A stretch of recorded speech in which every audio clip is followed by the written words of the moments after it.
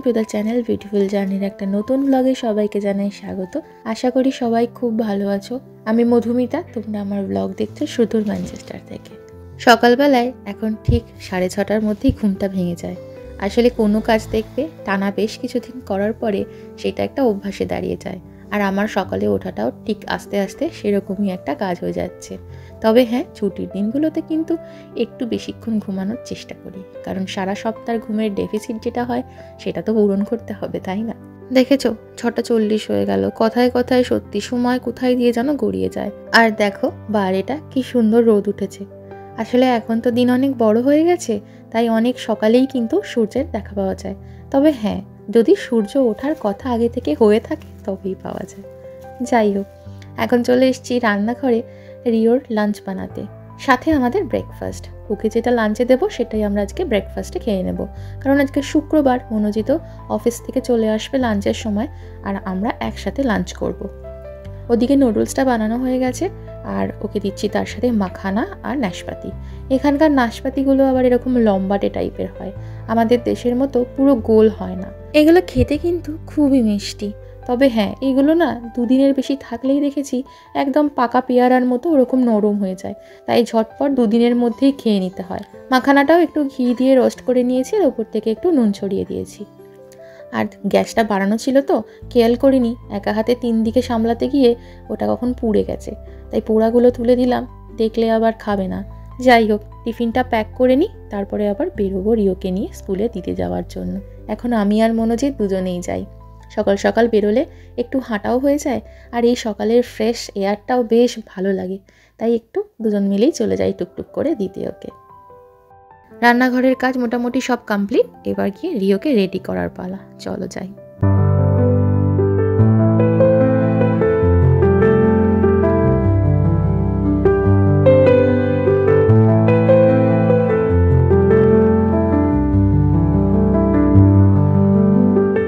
আজকে রিওকে আমি স্কুলে পৌঁছে দিয়েছি, মনোজিৎ অফিস চলে গেছিল। আর স্কুলে পৌঁছে আমি এখন চলে এসেছি লিটিলে সাপ্তাহিক বাজারটা করে নেওয়ার জন্য।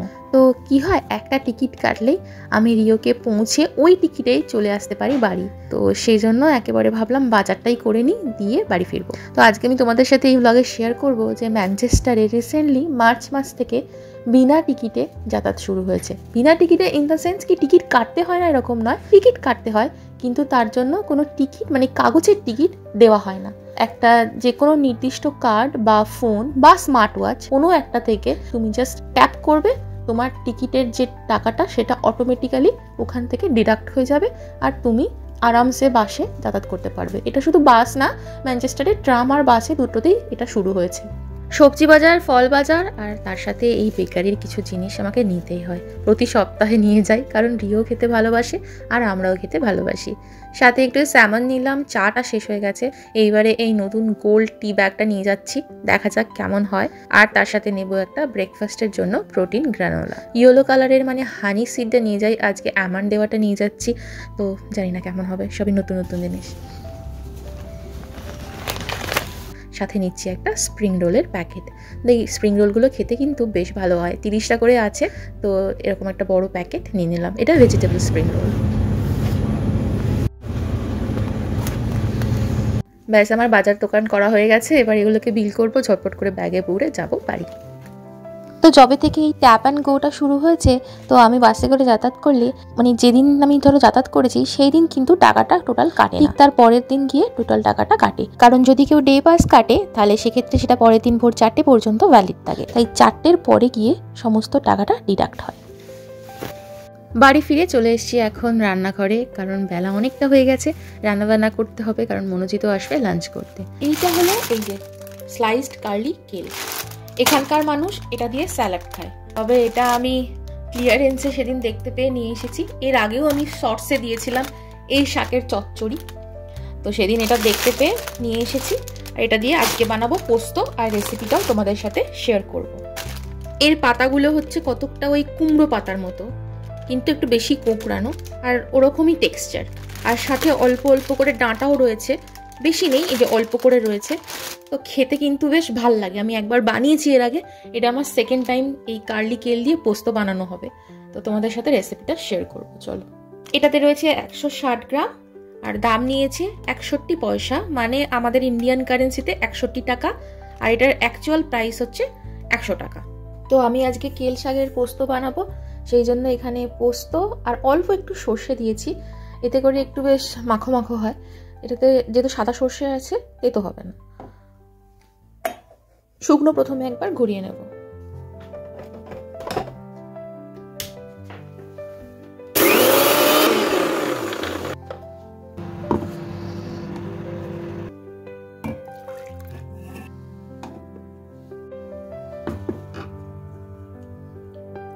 পোস্ত বাটা হয়ে গেছে এখানে। তো এই যে শাকটা না আমি একটুখানি নুন দিয়ে গরম জলে সেদ্ধ করে নিয়েছি, সেদ্ধই করেছি, কারণ এই শাকটা অনেক বেশি শক্ত হয়, তো একটু সেদ্ধ না করে নিলে না পোস্ততে দিলে অনেকটা সময় লাগে, তাই আগে একটু সেদ্ধ করে নিলাম। সত্যি কথা বলতে আমি এখানে রান্না শেখানোর জন্য রান্নাটা শেয়ার করি না, বেসিক্যালি নতুন নতুন যখন বানাই এটা থেকে যদি কেউ কোনো আইডিয়া পায় তার জন্যই রেসিপিগুলো শেয়ার করা। তো নর্মালি যেরকম আলু পোস্ত ঝিঙে পোস্ত হয় সেরকমই বানাচ্ছি। কড়াই সর্ষের তেল গরম করে আলুটা একটু ভেজে নিয়ে সেদ্ধ করে রাখা শাকটা দিয়ে দিয়েছি, অল্প করে জল দিলাম আর বেটে রাখা সর্ষে পোস্তটা দিয়ে দিলাম। এবার একটু জাস্ট নাড়াচাড়া করে দিয়ে স্বাদ মতো নুন দেবো, দিয়ে ঢাকা চাপা দিয়ে রেখে দেবো।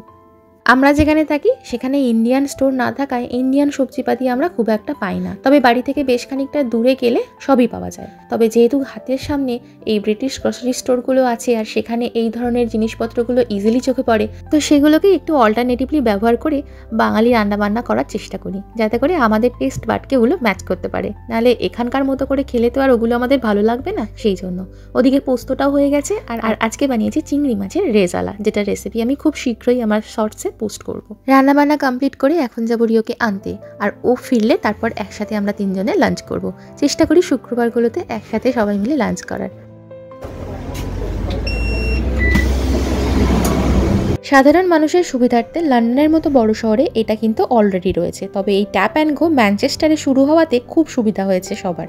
একে তো এটা কন্ট্যাক্টলেস, দ্বিতীয়ত যে কোনো ফোন বা স্মার্ট ওয়াচ বা কার্ড ব্যবহার করলেই এটা ইজিলি করা যেতে পারে। তো এখানে যেটা হয় যে 5 পাউন্ড দিয়ে যদি কেউ টিকিট কাটে তাহলে সেটাকে ডে পাস বলে, ওইটা দিয়ে সারাদিন যে কেউ যে কোনো জায়গায় ম্যানচেস্টারের বাসে করে ঘুরতে পারতো। আর সিঙ্গেল একবার যাতায়াতের জন্য পড়তো 2 পাউন্ড। তবে এখন ওই 2 টাকা দিয়ে টিকিট কাটলে যেমন 1 ঘন্টার মধ্যে যতবার খুশি বাসে ওঠা যায়, তেমনি সারাদিন যতবার খুশি এই বি নেটওয়ার্কের বাসে করে যাতায়াত করুক না কেন 5 পাউন্ডের বেশি তার টিকিটের জন্য কাটা হয় না।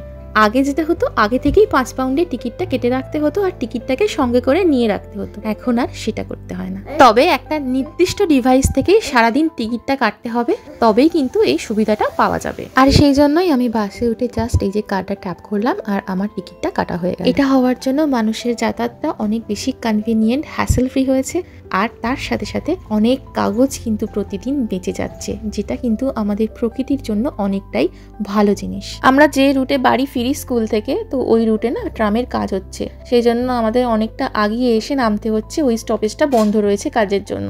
আর এখন যাচ্ছি দ্বিতীয় বাসটা ধরতে।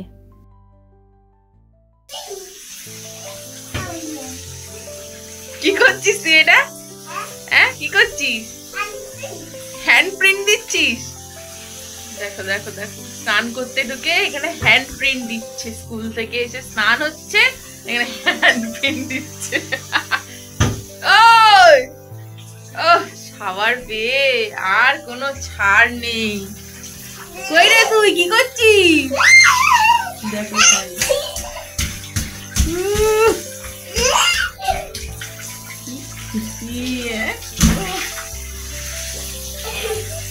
তো বাড়ি ফিরে রিও স্নান করে ফ্রেশ হয়ে গেছে, আমিও ফ্রেশ হয়ে গেছি। এখন আমরা বসেছি লাঞ্চ করতে। ঘড়িতে এখন বাজছে প্রায় 4:15-20, আর এখন আমরা লাঞ্চ করব।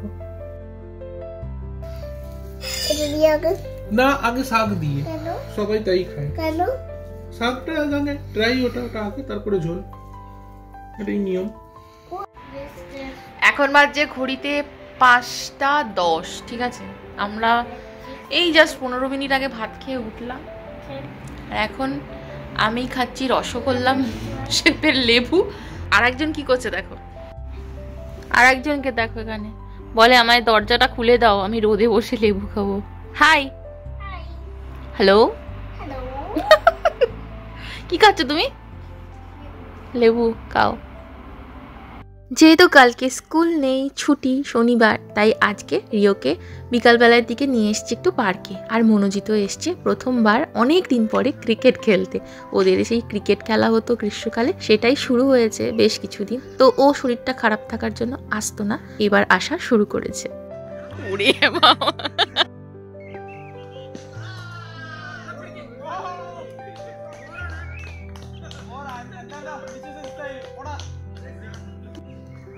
এদিকে এদিকে এদিকে আয়, ওদিকটায় বল দিচ্ছে না, লেগে যাবে। তো রিও এখানে এসছে, বাবা এখানে খেলতে এসেছে, সেখানে ঘুরতে সাইকেল নিয়ে। এদিক দিয়ে আসতে পারতিস তো, সাইকেলটা বেশ ভালোই হয়েছে।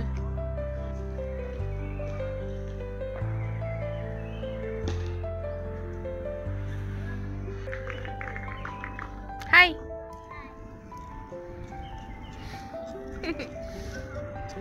বাড়ি ফিরে একটু মুড়ি মেখেছিলাম, তো রিও আমাদের কাছ থেকে অল্প একটু বাটি করে খেয়েছে। আর খেয়েছে কম, ছড়িয়েছে বেশি।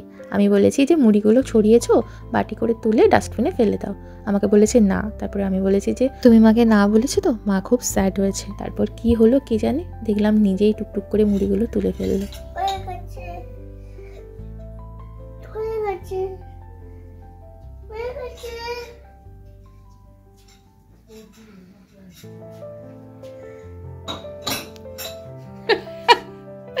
Thank you. Yes, this is sticky. এটা আটা, রুটি করব।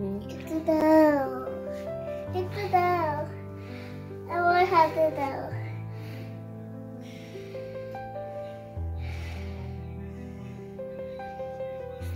আমরা যেরকম সেই ছোটবেলায় মায়ের কাছ থেকে আটা নিতাম, আটা মাখতে বসলে রিও ঠিক সেরকম করে। হ্যাঁ, sticky? It's not sticky. Okay. Rio আজ স্কুল থেকে কি পেয়েছে দেখো, একগুচ্ছ বই পেয়েছে।